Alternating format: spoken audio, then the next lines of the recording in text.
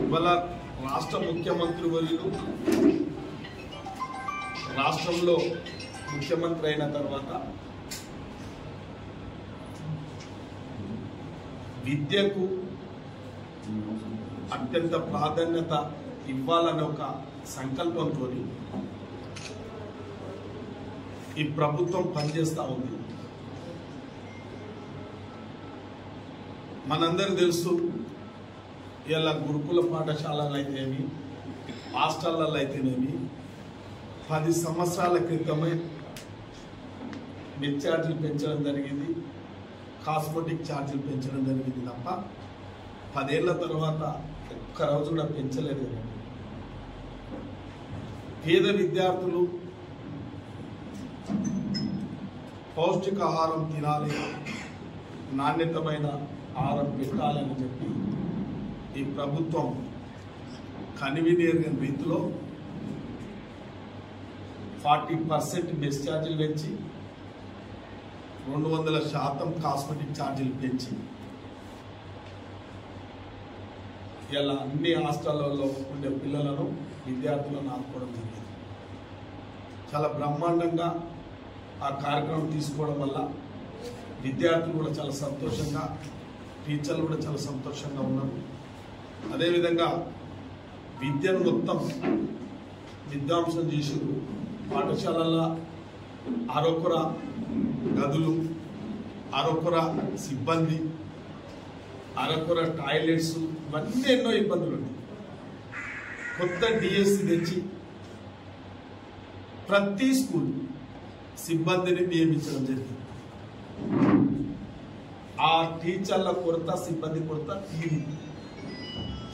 రెండవది, ఇవాళ పాఠశాలలో మౌలిక వసతులు కల్పించాలి కాబట్టి మొన్న వారం రోజుల కిందట రాష్ట్ర ముఖ్యమంత్రి వర్యులను మొగులిగిద్ద గ్రామ వాసి అయిన పెద్దలు, మేధావి, విద్యావేత్త హరగోపాల్ గారు వారి గ్రామ విద్యాభివృద్ధి గురించి వారు స్వయంగా కలిస్తే రాష్ట్ర ముఖ్యమంత్రి వర్యులు స్పందించి, అయ్యో ఈ శేష జీవితంలో ఇంత వయసు మీద పడినప్పటికీ విద్యను అందించాలనే ఒక తపన ఇవాళ కూడా హరగోపాల్ గారు ఉన్నారంటే వాళ్ళ చిత్తశుద్ధిని కనుక్కొని తప్పకుండా విద్య గురించి అంటే విద్యాభివృద్ధి గురించి అంటే తప్పకుండా వస్తా అని చెప్పడం జరిగింది. కాబట్టి ఎస్పెషల్ అని చెప్పిన విద్యాభివృద్ధి తప్ప వేరే ఆలోచన లేదు. అక్కడ గ్రామస్తులు అందరు కలిసి, నన్ను కూడా కలిపి అందరూ కలిసి, అంటే ఎట్లుంటదంటే కొన్ని కోరికలు అమితంగా కూడా ఉంటాయి. అంటే కొన్ని కోరికలు ఎట్లుంటుంది, విలేజర్స్ అది కావాలి ఇది కావాలంటారు. కాబట్టి వారి దృష్టికి సీఎం గారు విద్యకి ఏది కావాల్సి అది ఇచ్చేసింది అని చెప్పి మొగులిగింజలో అత్యంత ఆదర్శనీయమైన ఒక పాఠశాలను ఉంది కాబట్టి 150 సంవత్సరాల చరిత్ర ఉంది కాబట్టి పెద్ద పాఠశాల నిర్మిస్తారని అంటున్నారు. ఇది మొత్తం తెలంగాణ ఆదర్శం కావాలని హరగోపాల్ గారు అడిగింది. బిల్డింగ్ కడతారు. మరి 150 కోట్లతో అక్కడ ఇంటిగ్రేటెడ్ రెసిడెన్షియల్ పాఠశాల చాలా దగ్గరలో ఉంది. అది రాష్ట్రంలో తలమానికం కావాలని స్వయం ముఖ్యమంత్రి వాళ్ళు చెప్పారు. ఇది సాధ్యపడుతుందా? సాధ్యపడుతుంది. ఇప్పుడు ఇంటిగ్రేటెడ్ ఒకటే సరిపోదు.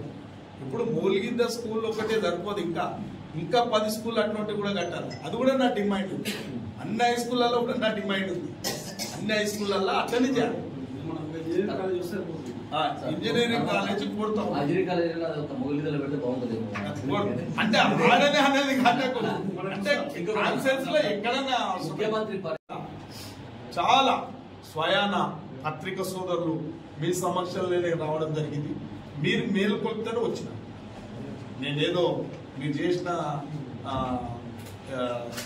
ఏది సమాజానికి మేలుకొల్పడానికి మీరు మాకు సూచన పరంగా ఇండికేషన్ అంటారు, ఇండికేట్ చేసింటారు. నేను మీ సమక్షంలో వచ్చిన, మీ సమక్షంలో వచ్చినప్పుడు ఎంత అధ్వాన పరిస్థితి ఆ కాలేజీ చెప్పరానంత అధ్వాన పరిస్థితిలో ఉండేది. ఒక సాహసోపేతమైన నిర్ణయం తీసుకున్నాం. అందులో మిత్రులు, స్నేహితులు, వ్యాపారవేత్తలు, రియాల్టర్స్, పత్రికా సోదరులు అందరూ కొన్ని మన ప్రొఫెషనల్స్ అన్ని పక్కకెట్టి రేపు భవిష్యత్తుకు పేద విద్యార్థులకు, ఈ సమాజంలో రేపు చదువుకున్న వాళ్ళకు రేపటి భవిష్యత్తు మంచిగా ఒక ఆదర్శప్రాయంగా, ఒక పారదర్శకంగా ఈ కాలేజీ నిర్మాణం చేస్తే తెలంగాణలో కూడా కొద్దిగా మోడల్ కాలేజీగా చెప్పుకోవడానికి ప్రభుత్వ కాలేజీలలో కూడా పోటీతత్వం ఉండే విధంగా వారికి నేను సిబ్బంది కూడా చెప్పిన, ఈ కాలేజీ నిర్మాణం చేస్తాం, మీకు మధ్యాహ్నం భోజనం కూడా చేస్తాం, అన్ని వసతులు ఏర్పాటు చేస్తాం, ఒక సాహసోపేతమైన కాలేజీ కూడా కడతాము. ఈ విధంగా చెప్పుకుంటూ పోతే కొద్దిగా ఎడ్యుకేషన్ మీదే ఎక్కువ దృష్టి పెట్టడం చాలా సంతోషం. హరగోపాల్ సార్ విజ్ఞప్తి వరకు రాష్ట్ర ముఖ్యమంత్రి గారు వస్తూ ఉన్నారు. మొగుల్గింద యొక్క ఎడ్యుకేషన్ మీద చాలా రూపురేఖలు మారబోతా ఉన్నాయి. అన్ని విషయాలు కూడా వారు కోరిన విధంగా కూడా విద్యా పాఠశాలకు కావాల్సింది తప్పకుండా అన్ని ఏర్పాటు చేయాలని కూడా ముఖ్యమంత్రి గారు కూడా చెప్పడం జరిగింది. నాతో కూడా చెప్పడం జరిగింది. మా గ్రామంలో మంచి హరగోపాల్ సారు సమాజానికి ఉపయోగపడ్డాడు, వాళ్ళ గ్రామానికి మనం పోదాం, తప్పకుండా పోయి ఆ స్కూల్స్కు కావాల్సిన వసతులు విద్యార్థులకు ఏం కోరుతుంది, గ్రామస్తులు ఏం కోరుతుంది అది ఇవ్వడానికి సిద్ధంగా ఉందామని చెప్పడం వల్ల రేపు 31 4 గంటలకు వారు రావడం జరుగుతూ ఉంది. కాబట్టి చాలా సంతోషంగా ఉంది. వారు విద్యకు అంత ప్రాధాన్యత ఇస్తున్నారు కాబట్టి వారికి స్వాగతం, సుస్వాగతం. అదేవిధంగా రాబోయే కాలంలో నేను కూడా ఎక్కువ విద్య మీదనే శ్రద్ధ వహిస్తాం. సెకండ్ వైద్యం మీద వహిస్తాం. మూడవది నిరుద్యోగుల మీద తప్పకుండా కాన్సన్ట్రేషన్ చేస్తాం. దేవుడు ఇచ్చిన కాడికి మనలో కూడా అండర్ కమిటీ చైర్మన్ చేసిండ్రు, ప్రభుత్వ రంగ సంస్థలకు చైర్మన్ చేసిండ్రు. అదొక అవకాశం ఉంది నాకు. అంటే ఈ కాన్సెన్స్ అభివృద్ధి మీద ఎక్కువ పడ్డాం కాబట్టి కొద్దిగా టైం దొరకలేదు. తప్పకుండా కూడా నిరుద్యోగులకు కూడా కొద్దిగా ఉద్యోగ అవకాశాలు కల్పించడానికి నెక్స్ట్ అదొక విషయం స్టార్ట్ చేస్తాం. ఆల్రెడీ మైక్రోసాఫ్ట్లతో ట్రైనింగ్ కూడా ఇస్తున్నాం. కొద్దిగా ఫలితాలు కూడా వస్తూ ఉన్నాయి కాబట్టి స్కిల్ ట్రైనింగ్ ఇవ్వడం కూడా జరుగుతూ ఉంటుంది. అవసరం అనుకుంటే ఇంకా ప్రత్యామ్నాయ ఏర్పాట్లు చేస్తాం. తప్పకుండా మీ అందరి సహకారంతో, ప్రతిపక్షాల సహకారంతో, అందరి సహకారంతో దేశరాజులకు పోయేది ఏం లేదు. అభివృద్ధి చేద్దాం, సంక్షేమంగా చేద్దాం. ఏదో రాజకీయాలల్లో ఏదో ఆషామాషిగా ఏదో పదవులు, అది నామమాత్రం పదవి కాకుండా ప్రజలకు ఉపయోగపడే విధంగా బాధ్యతను మర్చకుండా బాధ్యతను సక్రమంగా నిర్వర్తించడానికి ఏదో రబ్బర్ స్టాంపు లాగా కాకుండా తప్పకుండా ప్రజలకు ఉపయోగపడే పని చేస్తూ ఉంటాం. పెద్దలు మరి మూలిగిద్ద గ్రామస్తులు కూడా నాకు వారికి ధన్యవాదాలు, శుభాకాంక్షలు చెప్తాం. వాళ్ళ కృషి కూడా చాలా ఆమోదీయం. ఎందుకంటే 150 సంవత్సరాలు అయింది. ఇంతకుముందు 125 సంవత్సరాలు అయినప్పుడు చంద్రబాబు నాయుడు ముఖ్యమంత్రి ఉన్నప్పుడు హరగోపాల్ సార్ చేసిన ప్రయత్నానికి మండల హెడ్ క్వార్టర్ కూడా ఖాళీ చేయరు. కానీ ఆ రోజు ఆయన యొక్క గౌరవాన్ని ప్రమాణంగా పెట్టి అక్కడ కాలేజీ తేవడం జరిగింది. ఇవాళ కూడా ఈ 150 సంవత్సరాల వారోత్సవాలకు వారు వస్తున్నందుకు అందరి తరఫున గ్రామస్తులకు ప్రతి ఒక్కరికి నాకు ధన్యవాదాలు, శుభాకాంక్షలు తెలియడం జరుగుతుంది.